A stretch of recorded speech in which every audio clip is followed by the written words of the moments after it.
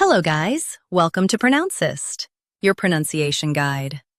Today we will learn how to pronounce the word shown on the screen, fentanyl.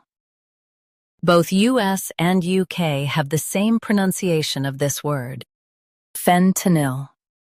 Now read the syllables shown on the screen naturally. Fen, t, nil, fentanyl. Stress fen and keep t soft. Fen, t, nil, fentanyl. Stress fen and keep t soft. Fen, t, nil, fentanyl. Stress fen and keep t soft. Fen, t, nil, fentanyl. Practice repeatedly and you'll soon be able to say this word perfectly. The best way to practice is to repeat the syllable multiple times. The meaning of the word is powerful pain relief medication.